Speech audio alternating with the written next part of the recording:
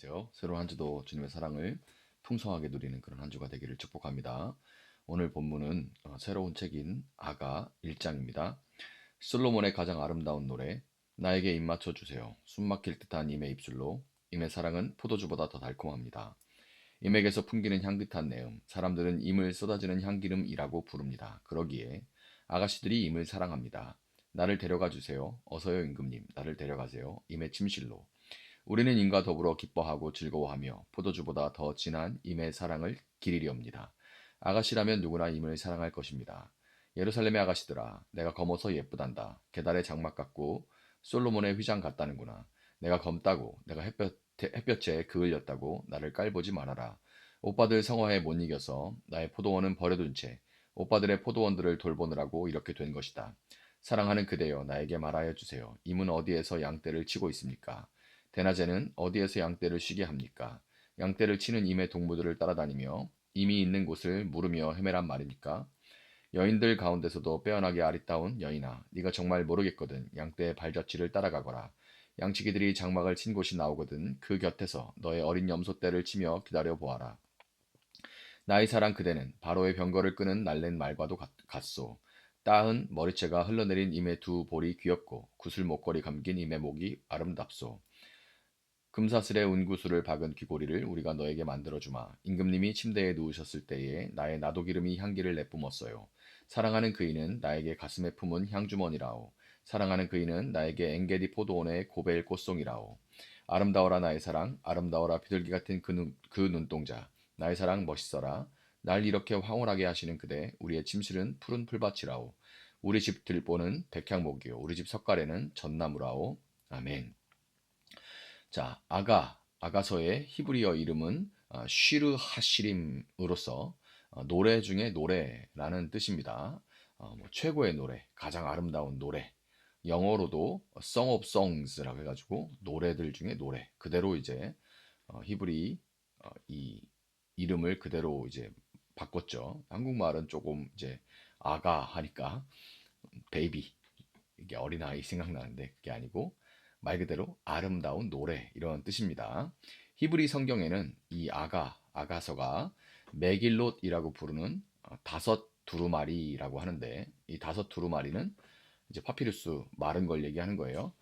아가, 룻기, 예레미야 애가, 전도서, 에스더 요 다섯 개를 다섯 두루마리라고 부르는데, 이 다섯 두루마리 중에 제1 두루마리에 기록되어 있습니다. 아가서가 유대인의 전승에 따르면 이 다섯 두루마리는 유대인들의 명절, 우리 뭐 추석, 설날 같은 그런 명절, 절기 때마다 한 권씩 읽혀졌다고 합니다.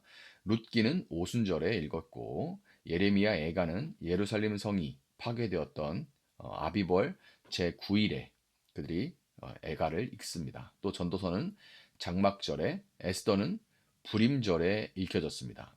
그렇다면 아가서는 언제 읽혔냐? 아가서는 6월절에 읽혔는데, 6월절이 출애굽의 구원 사건과 시내산 언약 체결을 기념하는 절기라는 것을 생각해 볼 때, 아가서가 전통적으로 이스라엘의 신랑이 되신 하나님과 하나님의 신부인 이스라엘의 이 언약 관계, 혼인 관계에 대한 은유로 해석되어 왔다는 것을 우리가 알 수가 있는 거예요.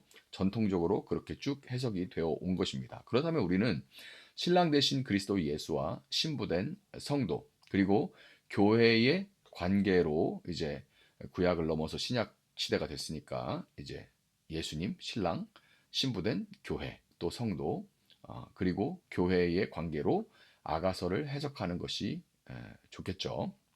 아가서를 읽을 때 이제 혼란스러운 게 뭐냐면, 지금 말하는 사람이 누군가 하는 겁니다.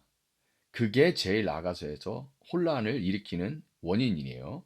마치 이제 음, 듀엣 혹은 세 명이, 두 명 혹은 세 명이 나와서 이제 TV 보면 가수들이 나와서 서로 얼굴 쳐다보면서 이렇게 노래하고, 자기 파트가 끝나면 다른 사람이 노래하고 또 다른 사람이 노래하고 때로는 같이 부르고 요런 거 있죠. 이렇게 서로 얼굴 보면서 이렇게 그런 장면, 그 교창이라고 그러죠. 교창처럼 서로 번갈아 가면서 노래하는 것 같은 그런 형식을 띠고 있기 때문에 아가서는 Song of Songs 노래 중에 노래잖아요. 지금 노래하고 있는 정말 아름다운 노래를 이제 교창으로 번갈아 가면서 이렇게 하고 있는데 중요한 거는 지금 노래한 사람이 누구냐를 아는 게 중요하죠. 그래서 아, 지금 이 사람이 노래하고 있구나. 이 사람이 이 부분을 노래하고 있구나. 요걸 알아야 됩니다. 아가서의 등장인물은 크게 신랑, 솔로몬입니다. 그리고 신부, 술람미 여인이죠. 그리고 예루살렘 처녀들이 나옵니다. 다른 번역서들과 다르게 이 세 번역, 표준 세 번역은 남자, 여자, 친구들 이렇게 가로치고 표시를 해뒀어요. 그런데 큰 도움이 됩니다. 개혁개정이나 예전 개혁판 같은 데는 그냥 막 써 있으니까 이게 누가 얘기를 하는 건지 이게 되게 혼란스러운데 본문 2절은 나에게 입 맞춰 주세요. 숨 막힐 듯한 임의 입술로. 임의 사랑은 포도주보다 더 달콤합니다. 라는 신부된 성도의 호소로 사랑의 시작을 알립니다. 포도주는 기쁨을 상징하죠. 성도는 그 어떤 기쁨보다 신랑된 예수님의 입맞춤, 즉 그분과의 교제와 사귐을 열망, 바라야 하는 것입니다. 성도들의 모임인 교회는 탐욕을 앞세운 기복적인 기도나 예수님과 거래하려고 하는 그 장사 속으로 시끄러운 곳이 아니라 오직 신랑만을 바라는 아가가 울려 퍼지는 곳이 되어야 하는 거예요. 5절 6절 보면 예루살렘의 아가씨들아 내가 검어서 예쁘단다. 계달의 장막 같고 솔로몬의 휘장 같다는구나. 내가 검다고 내가 햇볕에 그을렸다고 나를 깔보지 말아라. 오빠들 성화에 못 이겨서 나의 포도원은 버려둔 채 오빠들의 포도원들을 돌보느라고 이렇게 된 것이다 라고 돼 있어요.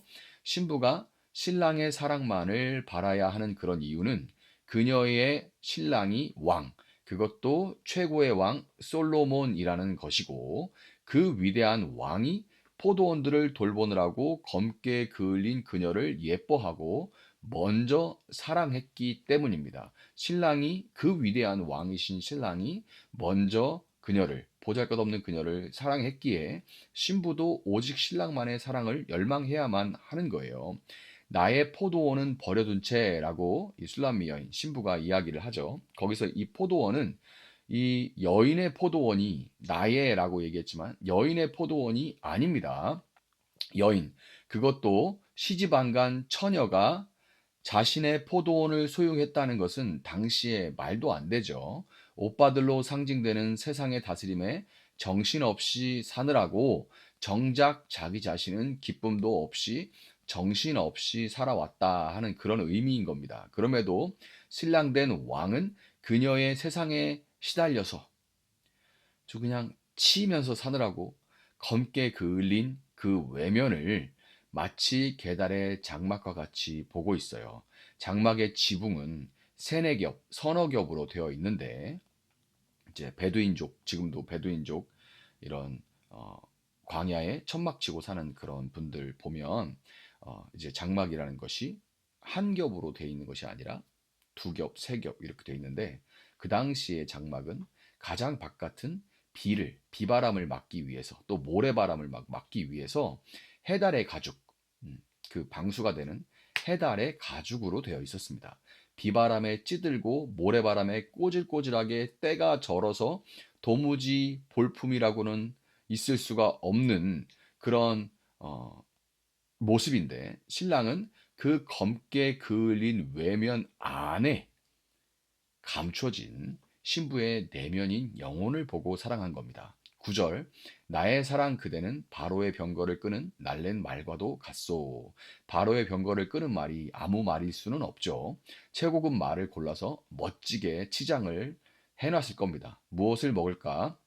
무엇을 입을까 때문에 정말 삶에 찌들어 살던 신부가 이 신랑의 눈에는 요즘 말로 최고 사양의 최고급 스포츠카보다도 더 멋지고 아름답게 보였던 거예요. 콩깍지가 씌어도 제대로 씌인 거죠.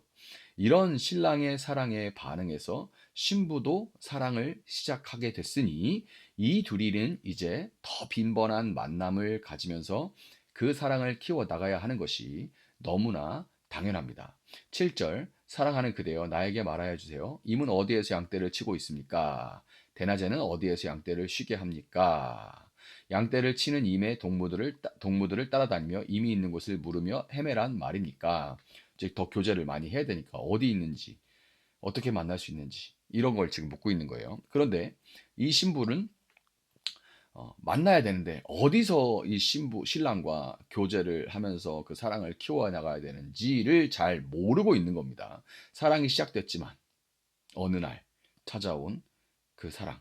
어느 날 이 신랑이 나를, 볼품없는 나를, 정말 멋진 신랑이 나에게 다가왔어요. 그래서 이제 더 교제하고 더 만나고 사랑을 키워야 되는데 어디서 그렇게 해야 되는지 잘 모릅니다. 왕인 신랑이 양떼를 치고 있다고 합니다. 그러니까 사실 이게 솔로몬이라는 왕이지만, 근데 누구를 가리키는지, 이 왕이 누구를 가리키는지는 너무 지금 잘 보이죠. 손가락으로 가리키는 것이 바로 양떼를 치시는 목자이신 예수, 우리의 신랑 되신 예수죠. 양떼를 치고 있다는 표현을 하는데, 양떼를 치시는 이 목자이신 예수님을 만나기 위해서는 어디로 가야 돼요? 어디로 가야 돼요? 그분을 예배하는 교회로 가야 되는 겁니다. 그래서 이에 대해 여인들 가운데서도 빼어나게 아리따운 여인아, 네가 정말 모르겠거든. 양떼의 발자취를 따라가거라.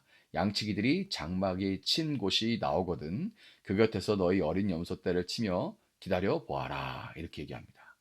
와, 그러니까 이 양치기들이 장막 친 곳 어디예요? 저 양치기 목동이죠. 목자가 아닙니다. 목동. 꼭 목회자만 그 양측이라고 말할 수는 없지만, 왜냐하면 모두가 하나님 앞에서 제사장이니까. 그러나 그 모였을 때 예배를 인도하는 사람은 있는 거죠. 그래서 양치기들이 장막을 친 곳, 그리고 양떼들이 모여 있는 곳, 교회죠. 그 곁에서 너의 어린 염소떼를 치며 기다려 보아라, 기다려 보아라 라고 답하는 친구들, 이게 이제 예루살렘의 여인들 교회입니다. 당시의 교회는 아니고, 당시에는 이제 공동체, 예루살렘 공동체에서 새로 이제 예수님 신랑에게 다가온 신부를 위해서 조언하고 권면하고 또 같이 노래하고 하고 있는 거죠. 교회는 신부인 성도로 하여금 신랑을 만나 교제하며 그 사랑을 키워갈 수 있도록 인도합니다. 그리고 신랑과 신부는 교회에서 이 친구들의 축복 속에서 그 사랑을 키워가는 것이죠. 신부의 친구들이 없거나 제대로 역할을 하지 못하면서 신랑과 신부의 노랫소리가 점점 잦아들고 있습니다. 검지만 아름다운 신부를 찾아 축복하고 사랑이 가득하신 왕에게 인도해서 그 둘의 사랑에 겨운 아가가 아니라 지금은 애가에다가 비명소리가 난무하는, 고함소리가 난무하는, 그런 소음이 난무하는 교회가 아니라 아가가 다시금 울려 퍼지는 교회들이 다시금 흥왕할 수 있기를 함께 기도하는 이 새날이 될 수 있기를 예수님의 이름으로 축복합니다. 잠시 함께 기도하겠습니다. 사랑하시는 주님, 감사합니다. 세상살이에 절어서 검게 그을린 저를 그리스도의 신부로 불러주시고, 또 우리 교회를 그리스도의 신부로 먼저 불러주시고, 이제 우리가 검게 그을린 또 술람미 여인의 친구가 되어 그녀를 또 양떼를 치는 목자이신 예수께로 인도하고 권면하고 축복하고 함께 노래하는, 그래서 모두 함께 신랑과의 그 사랑이 깊어지는, 성숙해가는 그 아가가 울려 퍼지는 교회들이 우리 교회가 되게 하시고, 또 한국 교회가 되게 하시고, 너무나 혼란하고 고통스러운 상황 가운데 있는 교회를 주님께서, 신랑된 교회 주님께서 다시금 바른 곳으로 인도하여 주시고, 교회가 무엇인지를 자각하게 하시고, 어떠해야 되는지 자각하게 하시고, 우리가 다시금 바른 길로, 많이 너무 멀리 왔지만 다시 돌아갈 수 있도록 주님 불쌍히 여기시고 인도하여 주시기를 원합니다. 감사하며 예수님의 이름으로 기도합니다. 아멘. 오늘 주신 말씀 붙들고 계속해서 기도합니다.